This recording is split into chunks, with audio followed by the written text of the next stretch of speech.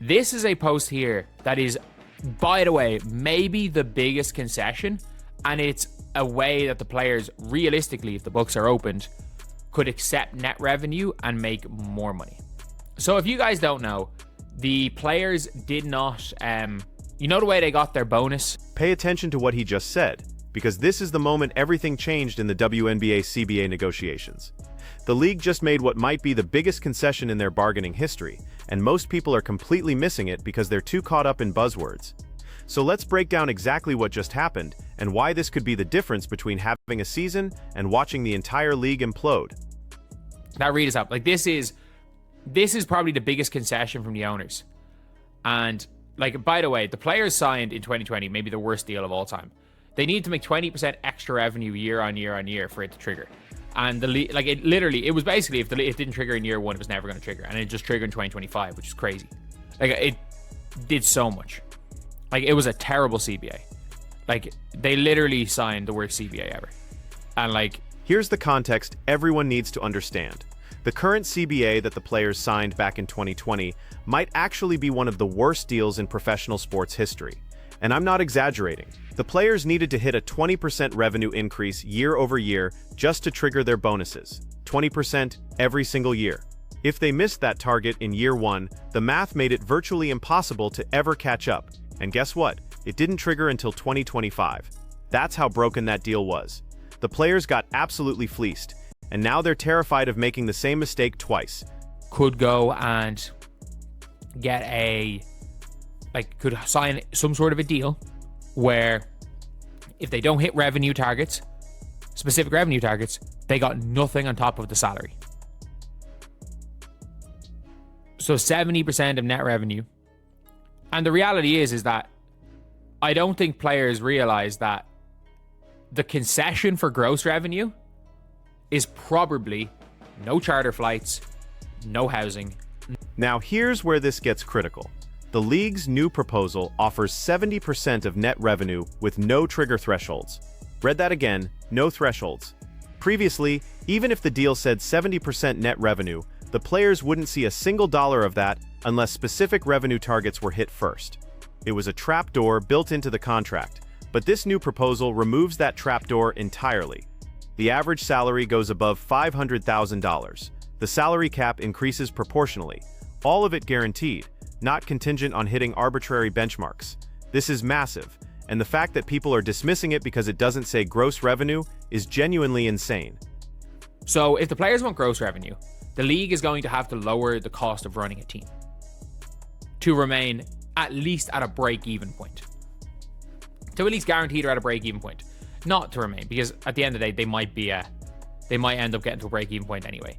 That being said, it is still a massive deal, this threshold, because at least it guarantees that they hit that they get the 70% revenue. There's no bullshit of, oh, you actually don't get a cent of that revenue because you didn't hit the threshold, which is what it was previously. The players, this is a massive concession and a massive win for the players.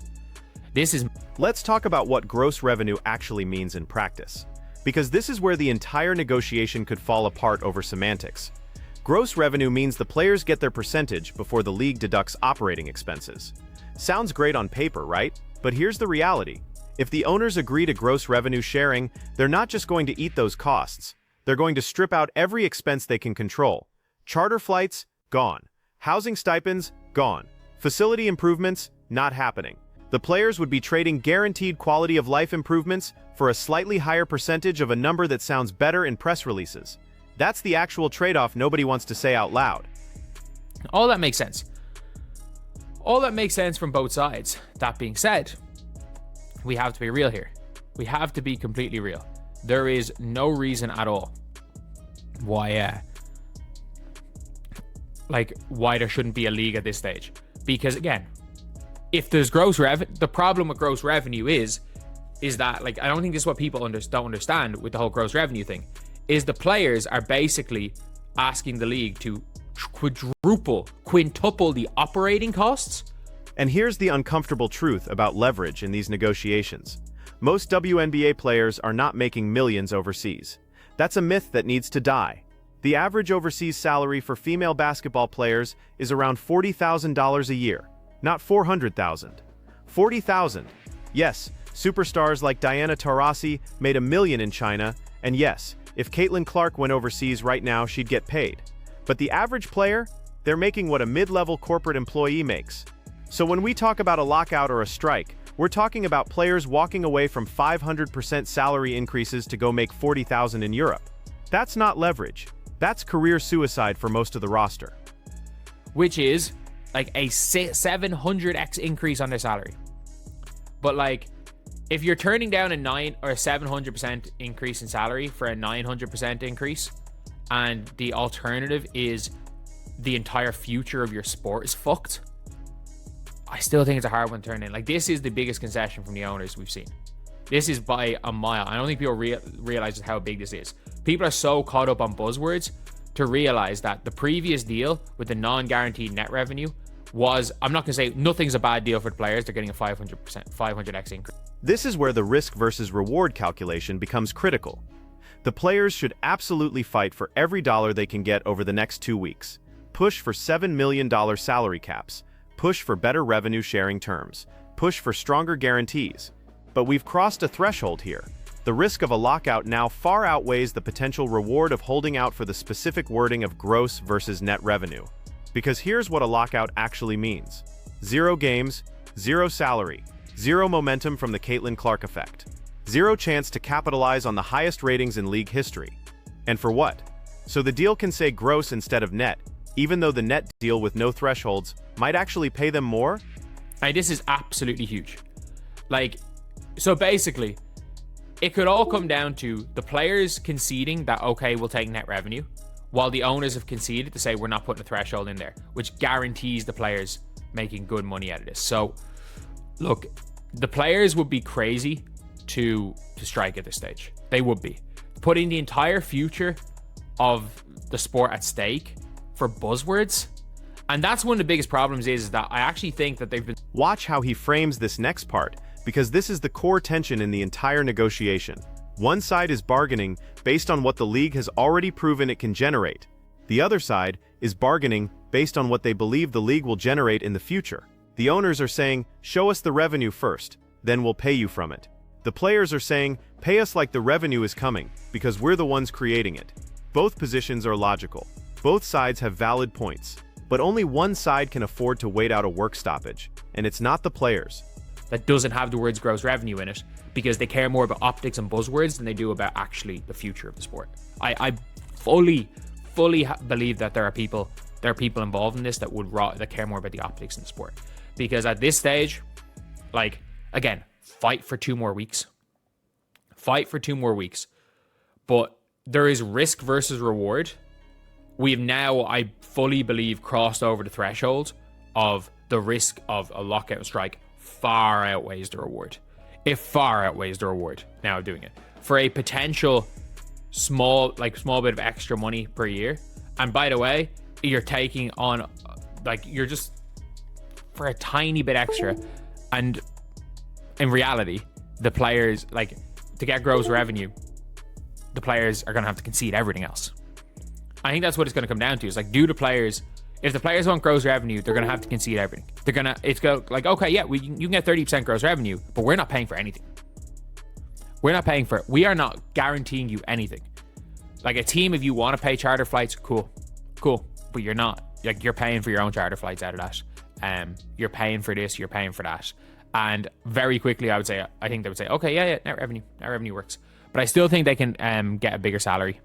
I still think 7 million salary, like 7-8 million salary cap is well within reach. I think they should fight for that. But at the end of the day, if they genuinely refuse to, if it is all comes down to the buzzword of gross versus net revenue, then, I mean, I think it's crazy. I think it's crazy.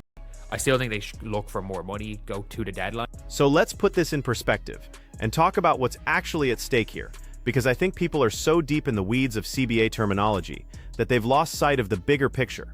The WNBA just came off the highest-rated season in 24 years. Caitlin Clark's debut game drew 2.1 million viewers on ESPN. The playoffs averaged over 1 million viewers for the first time ever. Attendance records were shattered across the league.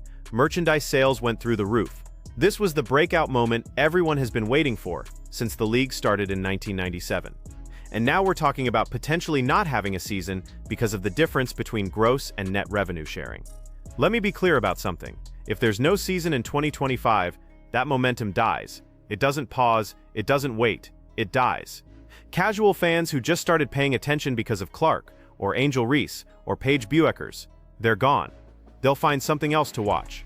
The media rights deals that are up for negotiation, those numbers are going to crater, because nobody's paying premium rates for a league that just canceled a season.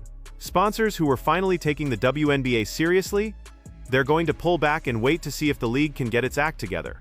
This is not like the NBA, where the product is so entrenched in American sports culture that fans will come back no matter what. The WNBA is still building that foundation, still proving it deserves to be in the conversation with the major leagues, still fighting for every bit of legitimacy and respect.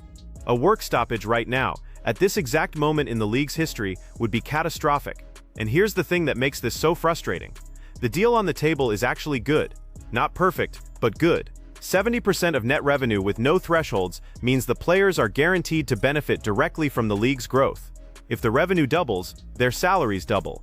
If the revenue triples, their salaries triple. There's no cap, no trigger, no hidden clause that screws them over like the 2020 CBA did. The average salary goes from around $130,000 to over $500,000. That's generational wealth for most of these players. That's the difference between needing to play overseas in the offseason and being able to rest and recover. That's the difference between retiring at 35 broke and retiring with financial security. Could they get more by holding out? Maybe. Maybe they could push the salary cap from $6 million to $7 million. Maybe they could get a few more percentage points of revenue sharing. Maybe they could force the league to open the books and prove exactly what the finances look like. But at what cost? What's the actual dollar value of holding out for another month? Another 2 months? What happens if we get to June and there's still no deal and training camps are supposed to start and we're looking at canceling games? Because here's what I think is really happening. I think the players' union got so burned by the 2020 CBA that they're overcompensating now. They're so focused on not getting screwed again that they're treating every negotiation point like a potential trap. They've become so fixated on the specific language, the specific terminology, the optics of gross versus net, that they're losing sight of the actual numbers. And I get it. I understand why they don't trust the owners. The owners have given them plenty of reasons not to trust them over the years. But at some point you have to make a decision based on reality, not on principle. And the reality is that this deal represents a massive win for the players. It's not everything they wanted, but it's a hell of a lot more than they have now. It guarantees them a direct stake in the league's growth without any of the bullshit threshold requirements that made the last deal worthless. It gives them financial security and quality of life improvements that previous generations of WNBA players could only dream about. So here's my question for the players' union. What's the end game here? What's the specific outcome you're holding out for? Because if the answer is, we need it to say gross revenue instead of net revenue, even though the math might work out the same, then you're negotiating for optics, not for your members' best interests. If the answer is, we need to push for every last dollar because we'll never have this leverage again, okay, I respect that. But you better be damn sure that the juice is worth the squeeze. You better be certain that what you're holding out for is worth risking the entire 2025 season. Because let me tell you what happens if there's no season. Half the roster goes and gets regular jobs because they can't afford to wait out a lockout with no income. The casual fans disappear. The TV ratings that everyone was so excited about become a footnote in sports history. The expansion plans get put on hold. The new media rights deals get renegotiated at lower values. And in 2 years, we're back to playing in half-empty arenas wondering what could have been if we just capitalized on the Caitlin Clark moment when we had the chance. The league just made the biggest concession they've made in this entire negotiation. They removed the threshold requirements that made the last CBA a joke. They're offering 70% of net revenue with direct, guaranteed participation in the league's growth. The players should absolutely push for more over the next 2 weeks. Fight for that $7 million cap. Fight for better benefits. Fight for stronger protections. But if we get to the deadline, and the only thing standing between a deal and a lockout is the word gross versus net, somebody needs to be the adult in the room and sign the damn deal. So what do you think? Are the players right to hold out for gross revenue sharing, even if it means risking the season? Or should they take this deal and lock in the massive salary increases while the league has momentum? Let me know in the comments, because this decision is going to define the next decade of the WNBA one way or another.